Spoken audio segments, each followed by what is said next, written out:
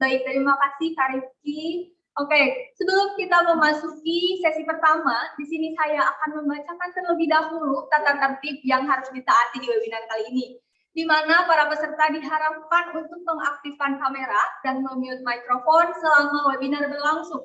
Jadi kepada para peserta yang belum mengaktifkan kameranya, dimohon untuk mengaktifkan kameranya.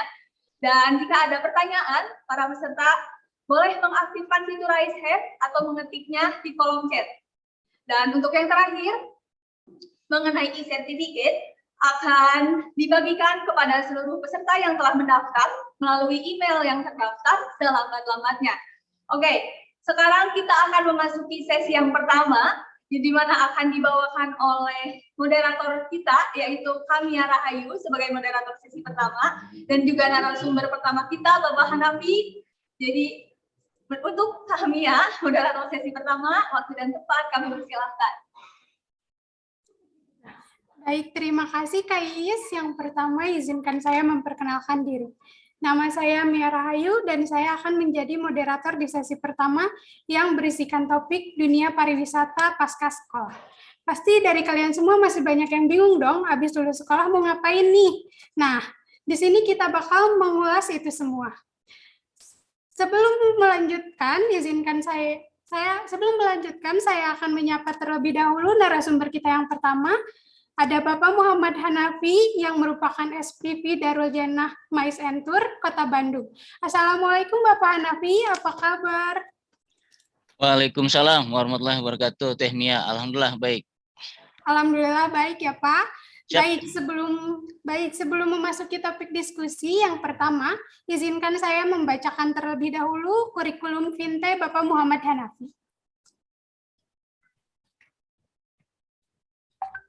Bernama lengkap Muhammad Hanafi, lahir di Jakarta pada tahun 1977, seorang SPV dan juga tour guide Darul Jannah Mais Entur di Kota Bandung. Riwayat akademis beliau pernah bersekolah di SDN Karet Semanggi 01 Jakarta Selatan, SMPN 58 Setiabudi Jakarta Selatan, dan SMPN Jakarta atau SMKN 57 Jakarta, dan riwayat pekerjaan beliau pernah bekerja di Hotel Cipta 2 Jakarta, Sinyoni Anyer Seaside Hotel Anyer, Darul Jannah Cottage, DT Mais Entur, dan Darul Jannah Mais Entur. Dan ada beberapa pencapaian yang sudah beliau gapai seperti memiliki sertifikat pelatihan tour guide oleh BNSP, pelatihan Mais Entur oleh PHRI, dan merupakan anggota KHPI KBB. Ya, sudah sangat jelas ya, Bapak Muhammad Hanafi ini merupakan orang yang sangat hebat. Maka dari itu, tanpa menunggu lebih lama lagi, kita akan segera mendengar penjelasan dari Bapak Hanafi. Baik Bapak, kami persilahkan. Baik, terima kasih Teh Mia. Assalamualaikum warahmatullahi wabarakatuh. Waalaikumsalam warahmatullahi wabarakatuh.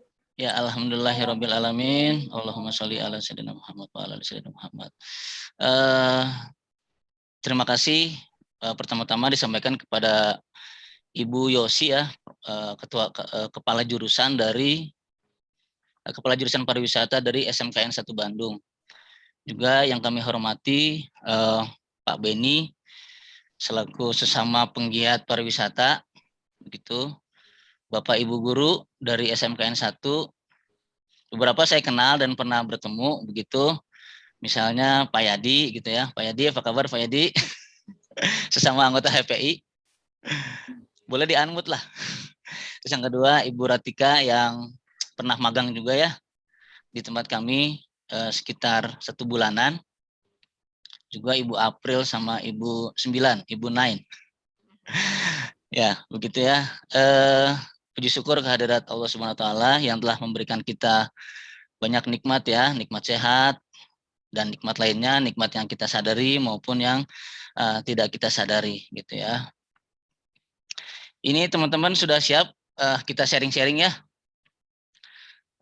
Harapannya sih pada saat pelaksanaan Zoom meeting ini nggak usah terlalu formal-formal aja, anggap aja kita lagi ngobrol-ngobrol ya. Saya di sini bukan berarti lebih daripada teman-teman. Cuman memang secara takdir lebih duluan lahir dan lebih duluan pernah mengalami hal-hal yang mungkin teman-teman belum pernah ngalamin lah begitu ya, khususnya di dunia pariwisata. Tadi disampaikan juga bahwa saya lulusan SMK juga. Kalau dulu namanya bukan SMPN tapi SMIP, Sekolah Menengah Industri Pariwisata. Di sana itu pada saat saya masuk memang baru itu yang ada di Jakarta. Karena semakin berkembang, makanya digabung menjadi SMK 57 Jakarta. Begitulah sekilas mengenai saya. Untuk materinya, tadi sudah disampaikan oleh Temia, dunia pariwisata pasca sekolah, gitu ya. Boleh sambil di ini kali, screen yang sudah saya sampaikan. Nah ini sekaligus cerita ya, Darul Janah Maistur. Apa sih Darul Janah Maistur itu? Darul Janah Maistur itu adalah awalnya penginapan gitu ya, Darul Janah Kotes, berdiri dari tahun 1998, lokasinya berada di dalam pesantren pondok pesantren Darut Tauhid. Sudah pada tahu ya teman-teman ya, lokasinya ada di Geger Kalong. Tahun 98 berdiri penginapan, awalnya hanya untuk eksklusif lah untuk pelatihan dan mendukung kegiatan di Darut Tauhid. Terus semakin berkembang, alhamdulillah Bandung kota wisata, jadinya yang menginap di Darul Janah semakin beragam, mulai dari keluarga, bahkan grup-grup sudah semakin banyak, terlebih di tahun 2000-an semakin banyak lagi rombongan-rombongan, dan sekarang ini sudah beragam kalangan gitu ya. Dan untuk MAIS-nya sendiri mulai diseriuskan di tahun 2012, yaitu untuk menjebatani, memfasilitasi kebutuhan daripada tamu-tamu rombongan yang menginap di Darul Janah. Tamu rombongan ini banyak sekali keperluannya, kegiatannya. Selain menginap, ternyata mereka juga ingin mengadakan kegiatan di kami di Darut Tauhid. Kebanyakan sih menginap 2 hari 1 malam. Hari pertama menginap, hari kedua jalan-jalan, dan terus berkembang. Ada sudah mulai masuk dari Malaysia, khususnya di tahun 2009-2010, Malaysia sangat banyak masuk. Nah, kalau alhamdulillah Malaysia karena mempunyai kesamaan visi gitu ya, sama-sama Islami gitu. Travel yang kita kerjasama di Malaysia itu visinya juga Islami, sama dengan kami. Karena itu mereka mempercayakan kita untuk menjadi operatornya selama di Bandung. Terus berkembang 2012 dibuat tadi DT Masentur, kita fokus di sana. Alhamdulillah kita sudah sering mengadakan kegiatan. Awalnya memang Bandung saja, tapi kita coba ke kota lain, mulai dari Pulau Tidung yang terdekat, Pangandaran, Yogyakarta, Belitung, Lombok, dan coba-coba yang ini ke Malaysia, begitu alhamdulillah sukses, ke Singapura sukses, dan ke Thailand alhamdulillah sukses. Begitu. Cuman mestinya kita mau ke Korea, tapi berhubung pandemi jadi kita break dulu, dan sementara DTMS Enturnya tiarap, karena itu kita bergabung di Darul Janah dulu. Makanya namanya Darul Janah Mas Entur. Itu sekilas mengenai Darul Janah Mas Entur. Setelah itu kita berlanjut ke screen selanjutnya. Silakan, operator. Ya, dunia pariwisata pasca sekolah. Jadi alhamdulillah kondisi sekarang semakin membaik ya. Kita berdoa semoga pandemi ini segera berakhir, apalagi dari hari ke hari kasus positif semakin turun, walaupun katanya ada yang bilang Desember, ada yang bilang Januari, ada yang bilang Februari, itu katanya mau meningkat lagi. Nah, kita mah pasrah aja ya. Mudah-mudahan yang mereka prediksi itu adalah prediksi gitu, bukan target.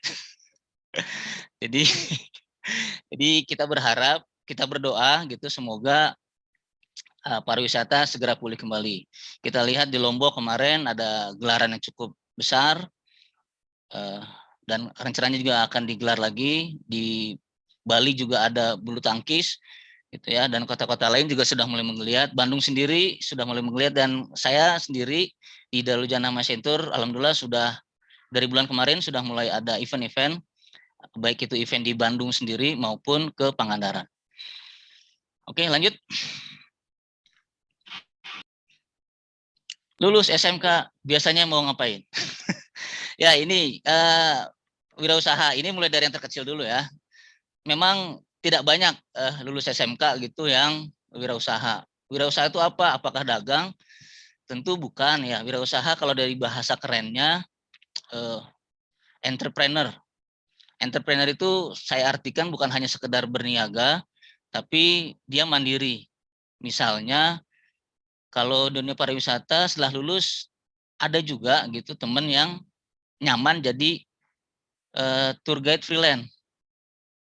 Dia jadi tour guide dan dia berhubungan dengan beberapa travel agent gitu. Bisa dengan kami, bisa dengan yang lainnya gitu.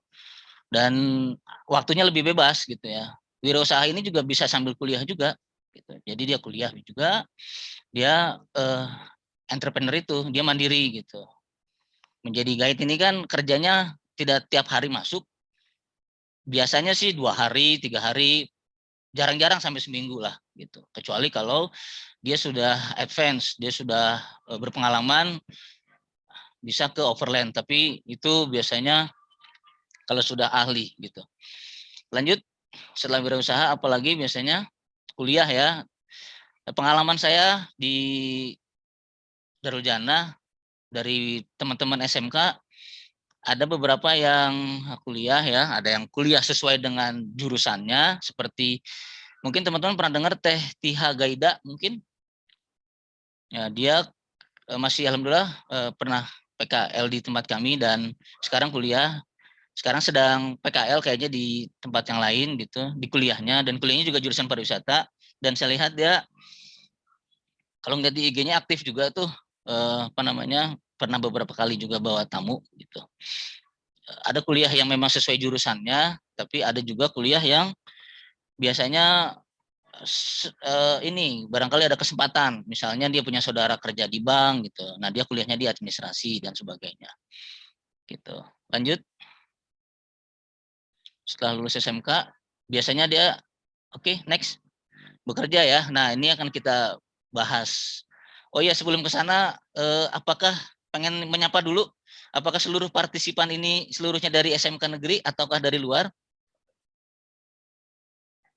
Kalau misalnya barangkali ada yang luar, saya ingin menyesuaikan gitu dengan topiknya. Dan sebenarnya juga sih, memang sih awal-awalnya memang kesannya untuk SMK saja. Tapi pembahasan utamanya sebenarnya bisa untuk diaplikasikan juga oleh sahabat-sahabat yang tidak lulus SMK. Misalnya dia dari universitas atau dia dari SMA dari sekolah yang lain begitu ya. Yang juga mungkin bukan jurusan SMK gitu. Karena yang ingin saya sampaikan adalah bagaimana kita memposisikan diri kita agar dunia kerja itu bisa melirik kita gitu ya. Agar kita bisa siap masuk ke dunia kerja. Tentu dunia kerja sangat berbeda dengan dunia sekolah gitu ya. Dunia sekolah mungkin fun, menyenangkan gitu. Kalau dunia kerja ya banyak dinamikanya lah. Ada tuntutan-tuntutan, tapi juga kalau di dunia pariwisata ada tuntutan, ada fun-nya juga gitu ya. Oke, lanjut. Biasa di mana nih kita bisa bekerja kalau setelah lulus gitu ya. Saya ingin membuka cakrawala teman-teman ya. Kadang-kadang kita berpikir, habis lulus SMK paling kerjanya cuma di travel agent atau di apa gitu. Coba kita bongkar ya. Boleh lanjut next.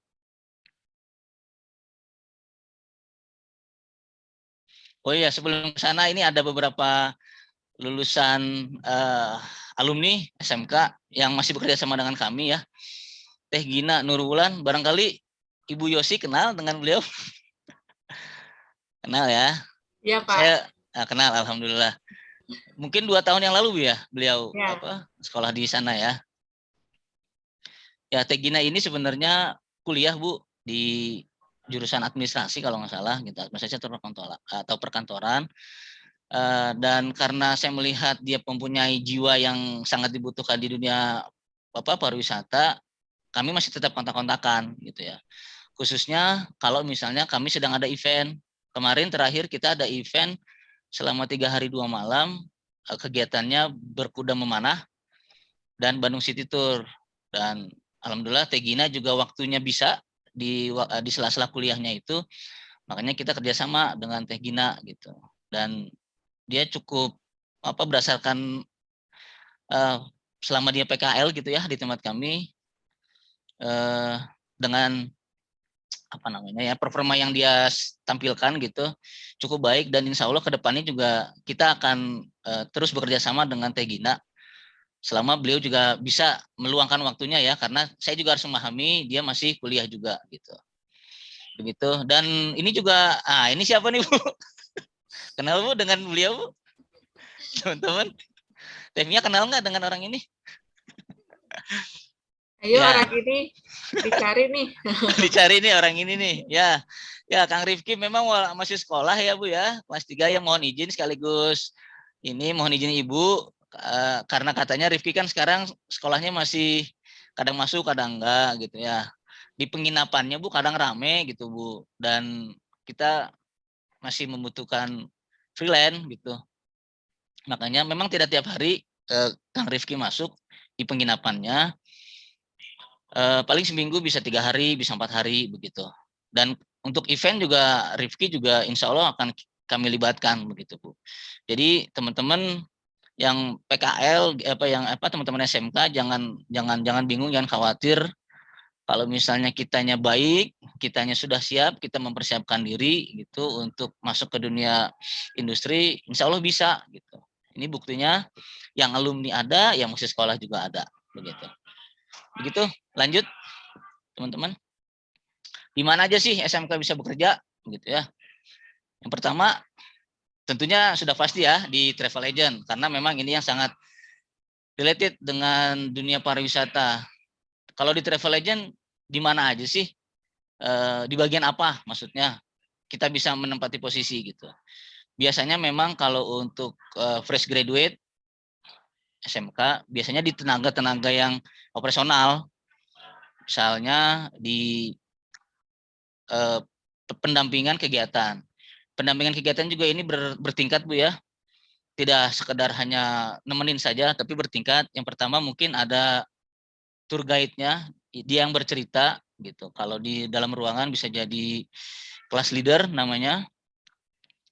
Itu biasanya kalau mencapai tahap situ harus ini dulu yang sudah berpengalaman dulu, karena kemampuan dibutuhkan beberapa kemampuan.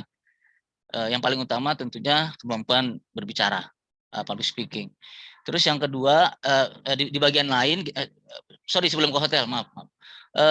Di travel agent sendiri biasanya sebelum ke jadi tour guide disupport dulu biasanya. Support itu artinya dia yang bantu-bantu dulu di event. Kalau misalnya contoh realnya teman-teman pasti tahu Bandros kan ya.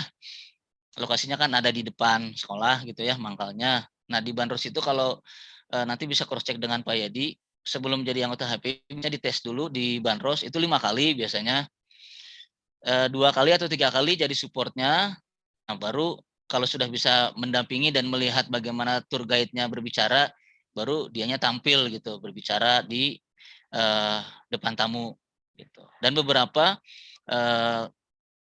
ini lain gitu ya, bagian-bagian lain seperti tiketing gitu, bagian handling reservasi gitu, dan bisa juga nanti di bagian tour planner gitu. Bisa dilanjut di hotel ya, seperti tadi Kang Rifki yang masih freelance di tempat kami, utamanya sih di bagian front line gitu ya, di anak-anak teman-teman SMK ini bisa bekerjanya.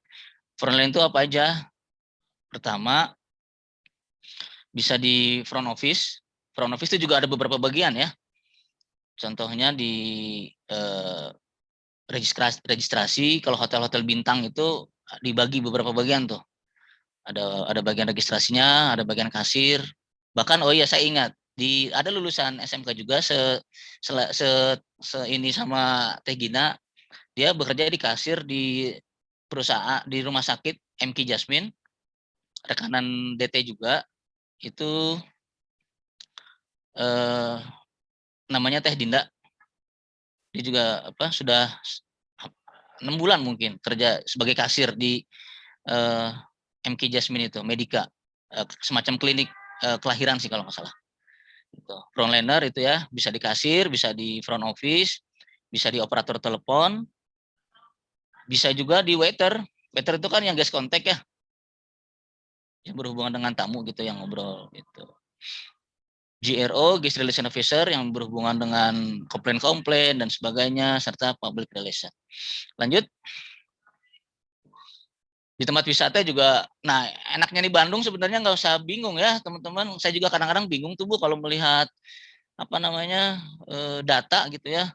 Kan kalau katanya kemarin waktu saya ikut juga workshop di SMK 1, berdasarkan data katanya penyumbang terbesar pengangguran itu dari SMK katanya begitu.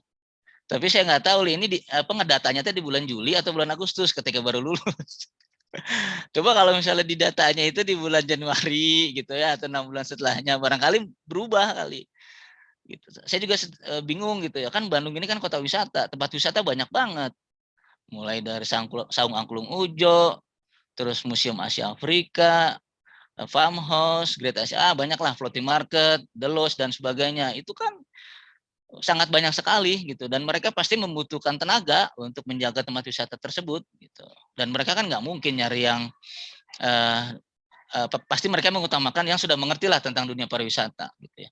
Tempatnya juga kan apa namanya, bagian-bagian juga sangat banyak sekali kalau tempat wisata. Ada yang bagian tiketing, waktu saya ke floating juga kan ada bagian juga informasi center gitu. Juga di outlet-outlet, biasanya di tempat wisata kan ada outlet-outlet tertentu ya.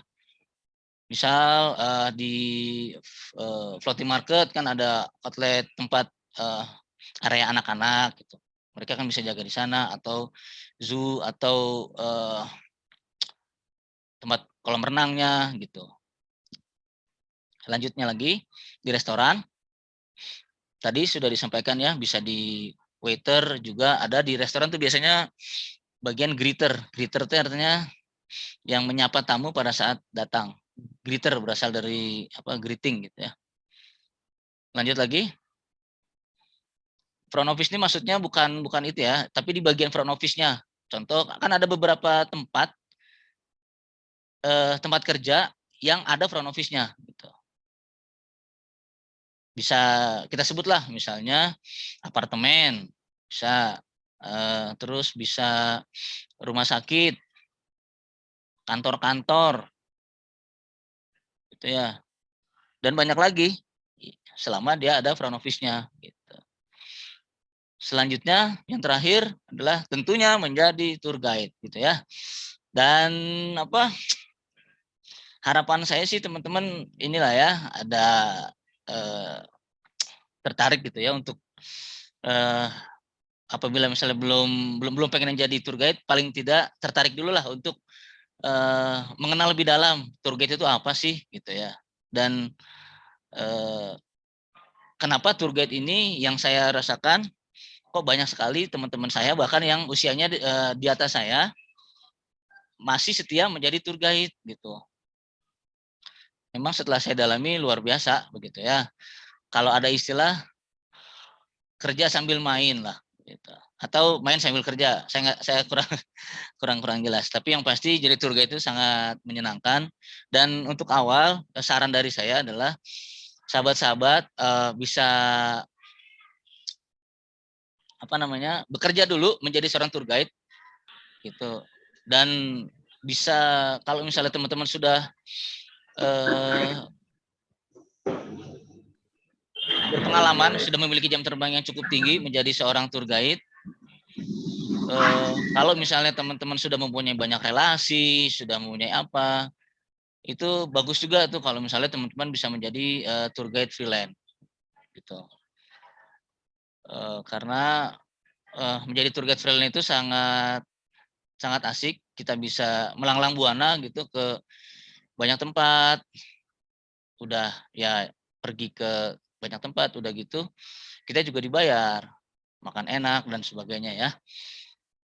Begitu ya.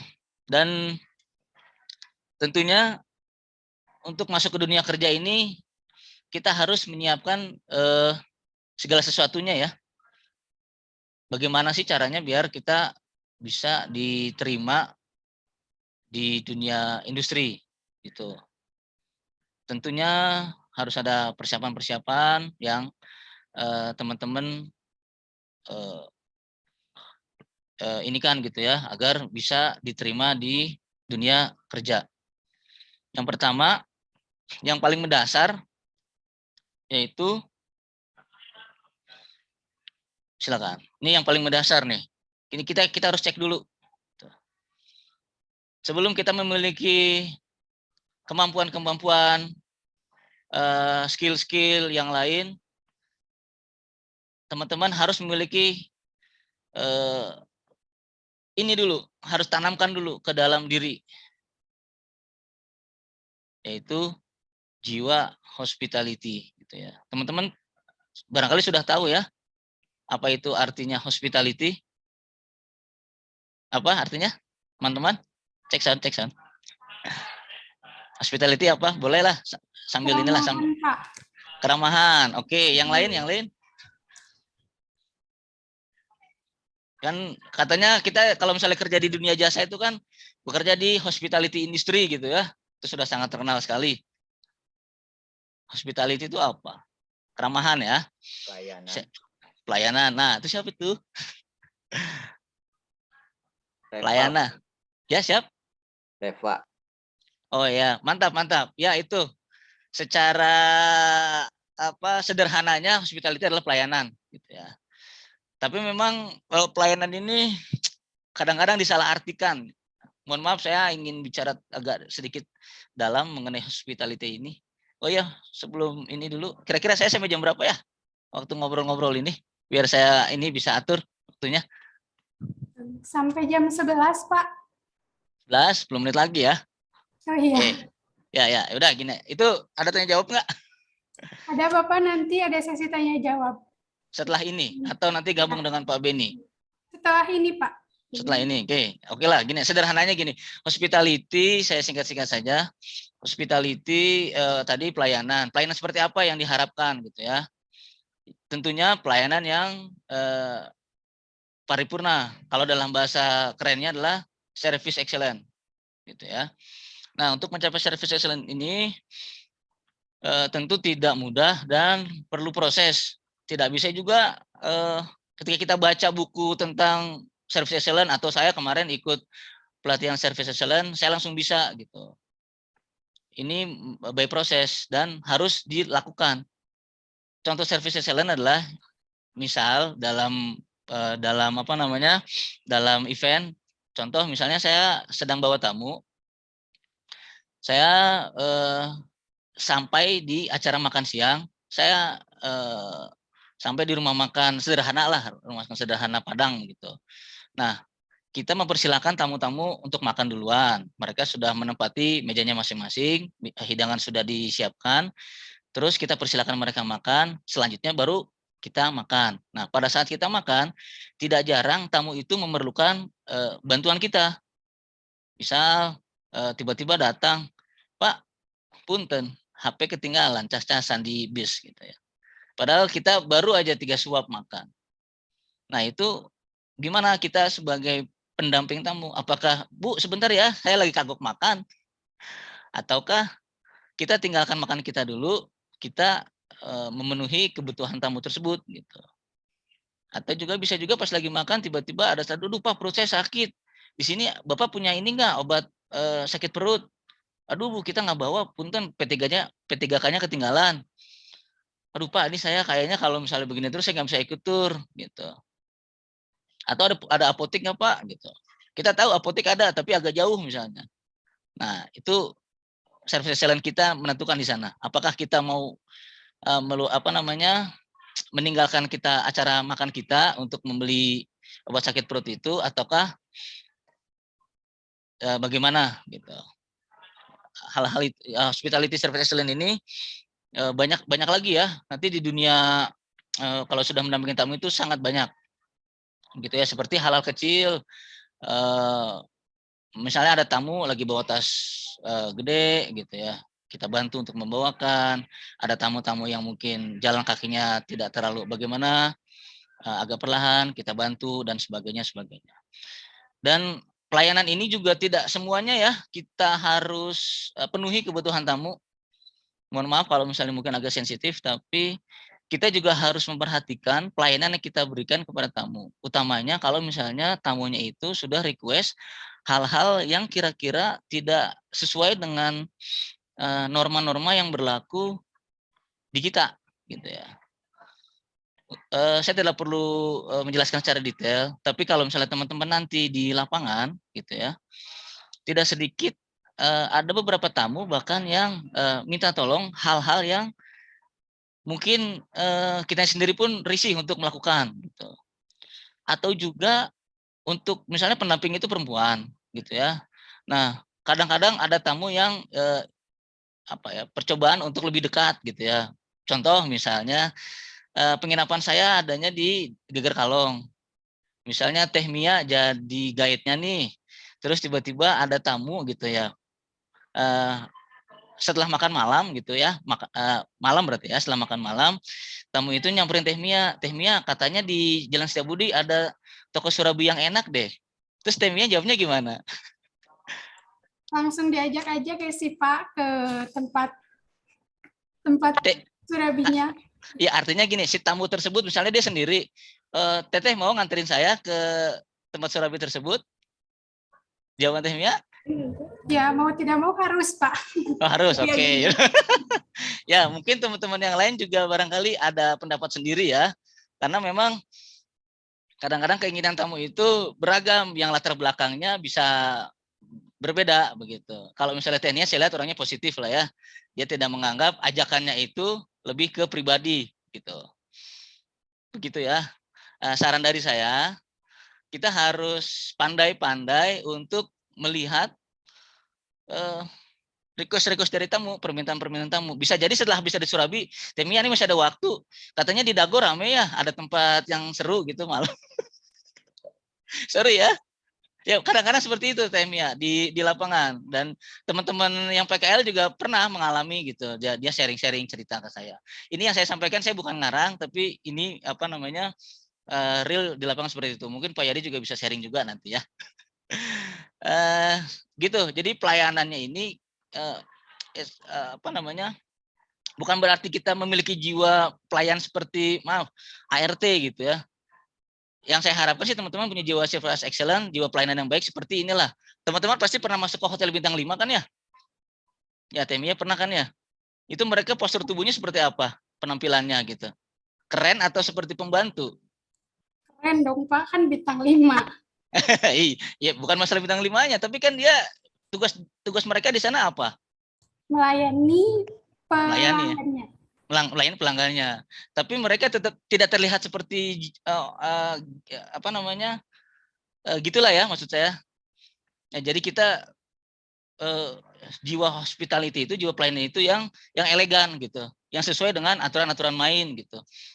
Sederhananya adalah kalau saya simpulkan, hospital ini kita harus memiliki jiwa hospitality yang tujuannya adalah service excellent, namun juga harus bisa memilih harus bisa memilih permintaan tamu yang kira-kira sesuai dan tidak sesuai gitu dengan norma-norma yang berlaku. Begitu ya, tidak semuanya keinginan tamu bisa kita penuhi, tapi juga jangan males-malesan gitu. Kalau misalnya tamu perlu kita gitu ya. Utamakan keinginan tamu selama permintaannya itu wajar dan memang sesuai dengan job desk kita gitu ya. Itu yang paling penting itu dulu kita tanamkan, karena kalau misalnya kita bekerja tanpa ada jiwa ini, kita jadi kayak robot gitu yang saya rasakan. Saya sering banget ngelihat teman gitu kalau kerja seininya sendiri. Yang penting saya datang jam 8, pulang jam 5, ngelakuin tugas, aja. Tapi nggak ada ruhnya lah kalau bahasa kitanya. Begitu ya. Mudah-mudahan cukup jelas. Lanjut lagi.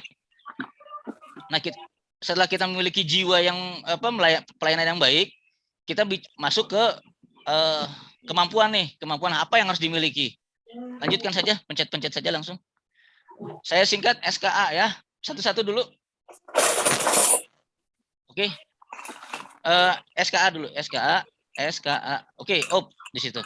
Yang pertama skill. Skill kalau bahasa Indonesia adalah kemampuan. kemampuan untuk bekerja bisa diterima ini sangat banyak ya. Tapi kalau karena kita berada di dunia jasa, yang paling utama adalah kemampuan speaking, kemampuan komunikasi. Maaf, kemampuan komunikasi ini tidak hanya diartikan sekedar public speaking ya, kemampuan kita untuk berbicara di depan umum itu juga penting. Tapi juga kemampuan personal speaking. Personal speaking ini bahkan yang saya rasakan bisa menjadi kunci untuk keberhasilan suatu kegiatan gitu ya. Komunikasi ini tidak hanya sekedar tour guide ya, tapi juga di segala lini, di front office, di kasir. Kalau misalnya komunikasi kita kurang baik, misalnya terbata-bata, sudah gitu pemilihan diksi kata yang kurang tepat. Misalnya contoh sederhananya adalah untuk menyebut kata saya aja ada beragam ya di Bandung sendiri, ada abdi, ada aing dan sebagainya. Itu kita harus pandai memilih kata-kata yang tepat. Sudah gitu intonasi nada juga perlu diperhatikan, komunikasi, terus kecepatan dan yang lain-lain. Dan skill juga sebenarnya sangat luas ya. Mudah-mudahan di lain waktu dan kesempatan kita akan bahas lebih dalam lagi skill-skill apa saja sih yang diperlukan gitu ya. Apalagi kalau misalnya skill untuk di dunia guide gitu ya, dunia tour guide. Ini sangat banyak sekali kemampuan yang harus dimiliki berkaitan dengan skill gitu ya. Terus K-nya apa? K yaitu pencet dong. Silakan diantar. Oke. Knowledge yaitu artinya apa? Knowledge. Apa? Knowledge apa? Pengetahuan. Oh iya benar. Wah, itu Diva lagi.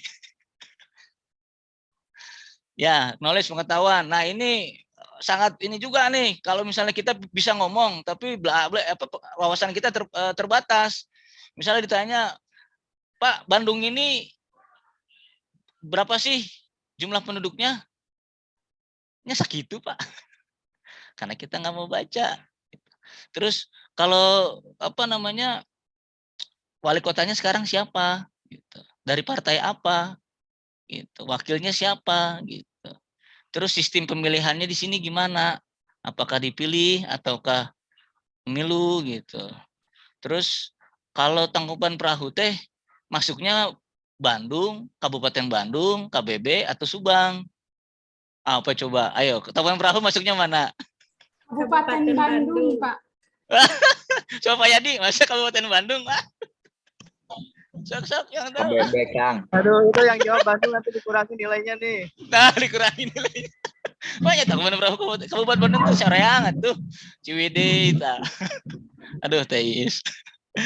Masya Allah. Nah, itu ya. Jadi betapa pentingnya ya wawasan ya. Itu baru satu bidang loh. Belum lagi kalau misalnya ditanya kenapa sih kalau di Bandung Utara teh asal lebih hijau gitu. Teman-teman perhatikan nggak ya selama tinggal di kota Bandung? Coba perhatikan deh secara geografis. Bandung Selatan, kayak misalnya mulai dari Pasar Baru ya. Pasar Baru, Cibaduyut, bandingkan dengan Cipaganti ke atas. Itu lebih sejuk mana? Cipaganti. Iya, kenapa ya begitu? Karena ada Bu Yosi di Lembang, Pak. Ada Bu Yosi jualan tahu, Bu. Aduh, Masya Allah. Iya, tuh lihat aja kan Bandung Utara mah kan sejuk gitu ya, rumahnya gede-gede, pohonnya besar-besar begitu ya. Coba di Bandung Selatan, enggaknya banjir, macet dan sebagainya begitu. Nah, harapannya teman-teman juga bisa itu ya menambah hal-hal seperti itu. Karena kita di lapangan khususnya di jadi tour guide itu harus tahu banyak hal gitu. Kita mau cerita tentang Kota Bandung, mau cerita tentang apa? Itu Gedung Sate. Kenapa disebut Gedung Sate? Emang Bandung makanan utamanya sate? Kan bukan. Gitu ya, banyak lah ya. Contohnya banyak lagi kalau misalnya saya ini. Nah, ini aduh udah jam 11 ya. Jadi pengetahuan ini banyak hal, mulai dari baca buku, YouTube juga sebenarnya banyak tuh manfaatnya tuh kalau misalnya kita mau ngeliat-lihat gitu ya, jangan hanya sekedar TikTok aja. Tapi coba digali lagi sejarah Bandung, kenapa Bandung disebut Paris Van Java, kenapa Bandung disebut sebagai kota kembang dan sebagainya, sangat luas sekali gitu ya. Dan jadi tour guide itu ya mau nggak mau kita dituntut harus tahu gitu, karena kan tamunya dari luar. Kita sebagai tuan rumah, apabila ada tamu datang pasti kan ingin nanya-nanya gitu ya. Kenapa sih begini, kenapa begitu, dan sebagainya. Gitu ya, teman-teman bisa terus sampai sekarang pun saya masih belajar, dan bahkan besok mohon doanya saya juga masih ikut pelatihan Ibu, masih pelatihan HPI gitu, karena saya sadar kalau sudah ketemu dengan tamu teh nanyanya kemana-mana aja Bu gitu. Bahkan saya juga nggak bisa jawab nih kalau ditanya itu yang di Cipaganti nama pohonnya apa. Saya nggak tahu, saya belum tahu tuh. Barangkali teman-teman tahu bisa dikasih tahu ya, gitu apa gitu. Nah, begitu ya. Yang terakhir adalah attitude. Apa ini attitude, teman-teman semua? Artinya apa? Attitude. Apa? Enggak kedengeran, Rifki. Belum unmute dulu. Apa? Unmute dulu, Rifki teh. Apa? Attitude apa? Attitude. Ayo teman-teman. Deva lagi.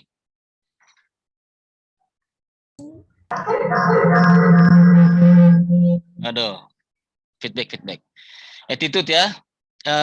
Bisa sederhananya apa? Teman-teman barangkali sikap ya, perilaku gitu ya, tingkah laku kita seperti itu. Dan kalau buat saya pribadi gitu ya, kemampuan berbicara itu penting, skill itu sangat penting, wawasan itu sangat penting sekali. Tapi kalau dia tukang bohong, bagaimana? Percuma nggak? Terus kalau dia bawa tamu karena attitude-nya kurang baik, dia itu sering nipu tamu. Contoh misalnya dia disuruh beli tahu bulat misalnya. Sok beli tahu bulat 10.000 gitu. Aduh Pak, maaf Pak, harganya nggak segitu sekarang mah gitu. Padahal kan 500-an ya. Ya buat saya pribadi kalau misalnya saya disuruh memilih gitu ya, di manakah ketiga aspek yang wajib dimiliki ini yang paling gitu ya, yang paling utama? Apakah kemampuan, apakah pengetahuan, ataukah perilaku? Kalau buat saya pribadi, saya lebih memilih attitude-nya dulu yang kita rapihkan gitu, yang kita benahi gitu ya. Bagaimana kalau misalnya attitude kita itu gampang marah, nggak hanya sekedar jujur penting, sangat penting, jujur itu sangat penting sekali, karena selama saya membuat tamu Malaysia, mereka itu kalau pertama kali jumpa dengan kita, mereka itu melihatnya kayak curiga dulu gitu Bu. Jangan-jangan saya di sini teh diperes gitu sama orang Indonesia, uang saya dihabiskan oleh orang Indonesia gitu. Itu awal-awal saya merasakan hal itu Bu, tatapan mereka, dari perilaku mereka sangat berhati-hati sekali kalau misalnya mengeluarkan uang si Malaysia tersebut. Tapi lama-lama kita jalanin, kita ya lakukan saja, kita yang terbaik saja. Alhamdulillah mereka terus sampai sekarang begitu. Bahkan Darul Jannah sendiri sudah kontrak eksklusif dengan travel agent Malaysia tersebut. Begitu ya. Attitude sendiri ini yang tadi saya sampaikan, jujur yang pasti, terus juga jangan gampang kalau zaman sekarang bahasanya baper ya tamunya ini sedikit gitu. Lila tengsi tamu teh gitu ya. Terus misalnya kadang-kadang ini paling sering nih yang melatih emosi kita nih, misalnya ada tamu rombongan suruh kumpul di pasar baru gitu ya, habis pada belanja, itu suruh ngumpulin itu susah pisan, karena namanya apalagi yang sering saya temui teh kaum itu ya perempuan, suruh kumpul teh nunggu bis kan kalau di pasar baru bis nggak bisa parkir, jadi kemana dulu mereka, setelah kumpul baru kita telepon si bis datang. Nah nunggu 10 menit teh kadang-kadang ada yang sebentar ya Pak, itu teh saya lupa gitu ya, ayo gitu. Nah ketika bis datang ada Bu 1-2 yang ketinggalan. Nah gitu, kalau misalnya kita jengkel nggak tinggal bae lah gitu. Nah itu kan tidak boleh gitu ya. Terus perilaku juga dilihat juga dari penampilan ya Bu ya. Mohon maaf kalau saya hari ini Sabtu jadi santai saja gitu. Kalau misalnya sedang bawa tamu, penampilan kita juga harus disesuaikan gitu ya. Usahakan jangan pakai kaos lah gitu. Terus kaos boleh tapi yang berkerah gitu. Terus juga jangan pakai kaos yang ada menonjolkan organisasi tertentu, misalnya Briges atau partai tertentu, jangan hal seperti itu. Nggak perlu. Kita tahu lah, misalnya dia anak motor atau apa, nggak perlu nonjolin hal seperti itulah, gitu ya. Nggak boleh juga pakai sendal, minimal banget pakai sepatu crotch lah, gitu. Jadi attitude itu tidak hanya sekedar soft skill juga, keramahan dan sebagainya, tapi juga penampilan juga harus menunjukkan kita, gitu ya. Itu barangkali kalau secara singkatnya teman-teman harus mempersiapkan itu. Yang pertama tadi apa, Ki, yang harus ditanamkan dalam diri kita, Ki? Sebelum ditutup, apa? Attitude, Pak. Bukan, sebelum ska ini, yang paling dasarnya dulu. Ayo Temia, apa dulu tadi barusan dibahas? Skill dulu, Bapak. Hah? Skill. Enggak. Sebelum skill tadi apa? Hospitality, Pak. Hospitality, Pak. Nah, itu dulu yang paling penting punya itu dulu, mempunyai jiwa pelayanan dulu, gitu ya, jiwa melayani, karena sangat beda kalau misalnya kita tidak memiliki itu. Nah, baru setelah itu 3 kemampuan ini. Kalau misalnya teman-teman sudah bisa menguasai ini, di dalam hatinya, di dalam dirinya sudah memiliki jiwa pelayanan yang baik. Sudah gitu ditunjang oleh skill yang bagus, pengetahuan yang luas, dan attitude yang baik. Insya Allah teman-teman sudah bisa tuh masuk ke ke dunia industri. Dan saya melihat walaupun tidak seluruhnya, kenapa Kang Rifki juga kita hire menjadi freelance di tempat kami, karena Rifki memiliki jiwa hospitality yang baik, gitu ya. Jangan gere, Ki. Ya, gitu. Kang Rifki memiliki jiwa pelayanan yang baik, attitude juga baik, begitu ya. Tinggal nanti gini. Tinggal skillnya lagi aja sama pengetahuannya aja diperluas. Sekarang yang paling penting itu, gitu ya. Kalau misalnya itu yang sudah dipersiapkan agar ini tuh semakin mantap, gitu ya. Saya minta waktu berapa menit lagi ya? 10 menit lagi bisa nggak? 5 menit? Berapa menit lagi? 5 menit lagi ya. Terakhir. Yuk, terakhir. Ini juga harus didukung dari pihak sekolah, ya. Sok, ayo enter.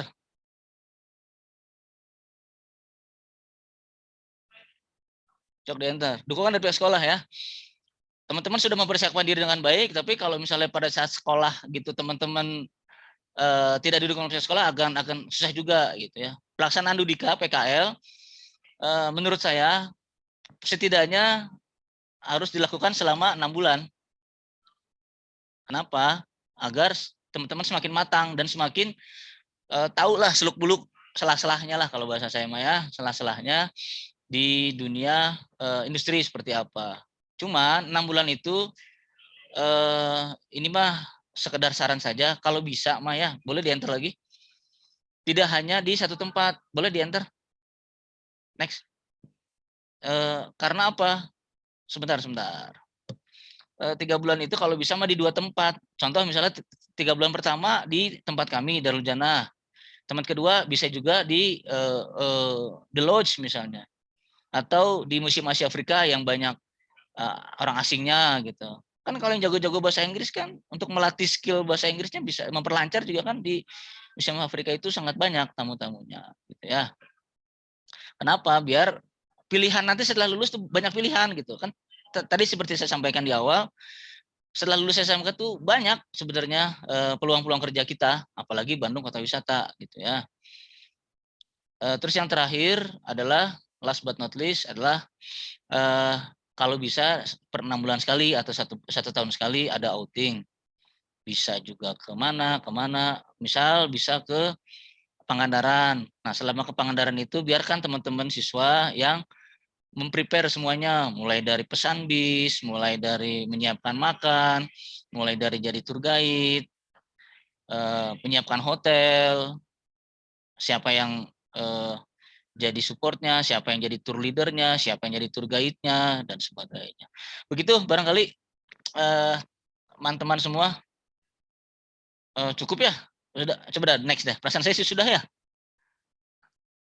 Terima kasih. Semoga ada manfaat yang dapat dipetik. Kira-kira ada yang mau ini nggak didiskusikan atau ada yang mau ditanyakan? Kurang banyak Pak Hanafi. Pengalaman Nanti, Pak Pak Hanafi berapa tahun tuh baru sekecil apa? Baru secuilnya kayaknya. Ya, ya kan waktunya Pak Yadi. Iya, iya. Mudah-mudahan di lain tempat kita bisa apa Siap. namanya ya sharing-sharing lagi nih apa namanya pengalaman Siap. di dunia industri gitu. Siap. Ya, mangga ada yang mau ini apa namanya curhat-curhatan atau apa gitu. Tapi jangan curhatan masalah pasangannya ya. Maaf, kita langsung masuk ke sesi tanya jawab aja ya, Pak. Ya, silakan Teh Mia, mangga. Teman-teman yang sudah punya pertanyaan boleh langsung dikirim di kolom chat ya.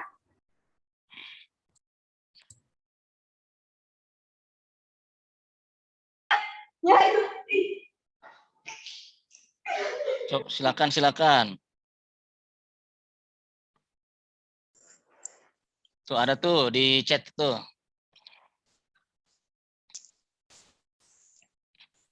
Unmute dong, moderator. Bapak maaf, masih di mute Bapak tadi. Ya, lanjutkan. Coba Ada dibacakan. Ya. Ya, Pak. Halo, saya Fairuz, izin bertanya, selain memperhatikan keinginan tamu, apakah ada beberapa tips agar kita bisa memiliki jiwa hospitality yang baik? Oke, ada ya. Yang pertama, kita harus siapkan mindset kita bahwa ada istilah joke lah kalau di rumah makan Padang ada tulisan begini. Anda puas apa namanya? Kalau Anda puas sampaikan ke teman-teman Anda, kalau misalnya Anda tidak puas sampaikan ke kita. Anda puas kami lemas begitu ya. Artinya mindset kita harus disiapkan bahwa kita dalam melayani itu kita harus setting bahwa kepuasan tamu adalah yang utama gitu ya.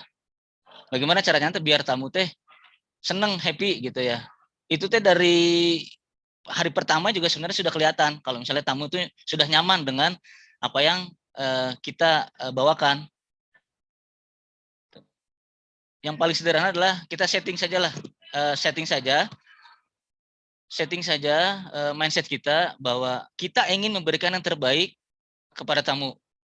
Kita berusaha maksimal sesuai dengan kemampuan kita, kapabilitas kita, gitu, agar tamu itu merasa nyaman, merasa senang dengan apa yang kita suguhkan, apa yang kita berikan, apa yang kita sampaikan, gitu. Dan yang paling penting adalah usahakan, mohon maaf kalau agak lebay ya, usahakan pelayanan kita itu dari hati. Dari hati itu maksudnya kita tulus memberikan itu gitu. Kadang-kadang kita ngasih bantu ke tamu teh, mudah-mudahan dapat tip. Mudah-mudahan tamunya merek sesuatu gitu. Walaupun itu hanya desiran-desiran, simpen dulu. Gitu ya. Insya Allah lah kalau yang saya rasakan sendiri mah ringgit-ringgit aja mah dapat lah, insya Allah. Tips-tips aja dapat. Itu mah nggak perlu disampaikan. Tamu juga ngerti gitu ya. Kalau misalnya tamunya senang dengan apa yang kita berikan gitu ke tamu, pasti tamu juga ini gitu ya, respect dengan apa yang kita berikan gitu. Itu ya. Dan satu hal lagi, apa yang diberikan dari hati, insya Allah nyampe juga ke hati juga gitu ya. Jadi kalau kita memberikan pelayanan dengan hati kita, insya Allah tamu juga merasakan bahwa pelayanan kita itu dengan tulus gitu. Karena tamu juga pasti kan punya hati kan ya. Begitu saya rasa Kang Fairuz pertanyaannya. Lanjut lagi, barangkali ada? Enggak, moderator?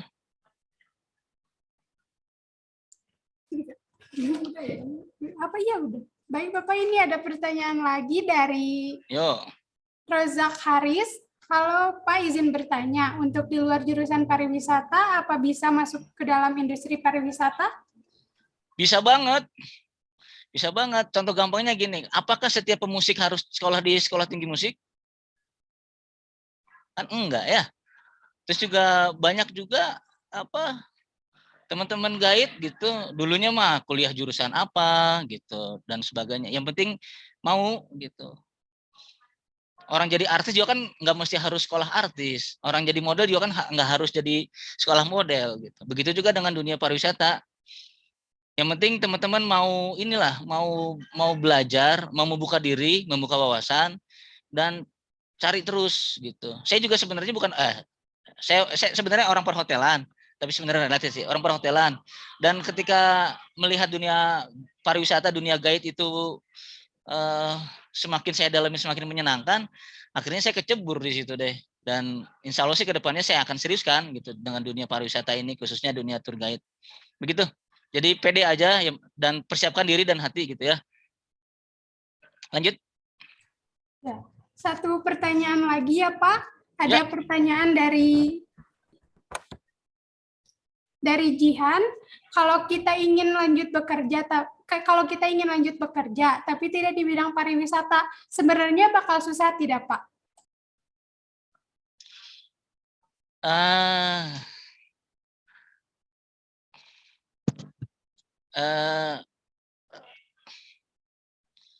Kalau ingin langsung bekerja, gitu kan gimana lowongan kerjanya ya? Misalnya kita ngelamar kerja, misalnya ada di mana, di Borma begitu ya. Kalau misalnya di Bormanya bisa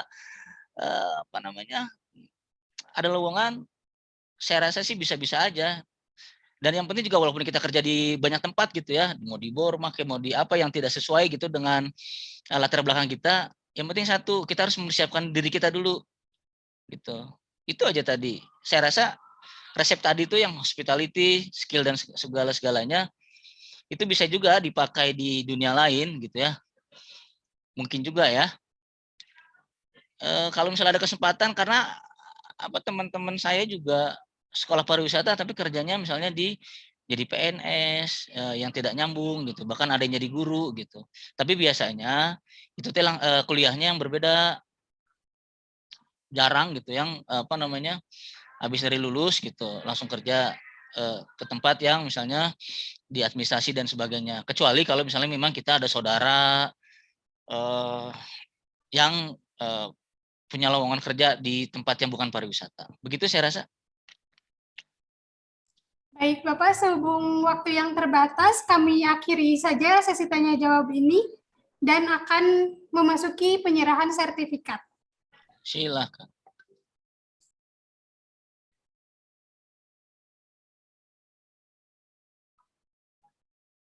Oke. Terima kasih Pak Hanafi sudah bersedia untuk memaparkan dan menjawab pertanyaan dari para peserta. Semoga ilmu yang telah disampaikan bermanfaat bagi kita semua. Oleh karena itu, saya tutup sesi pertama ini dan saya akan kembalikan kepada MC kita, Kak Is.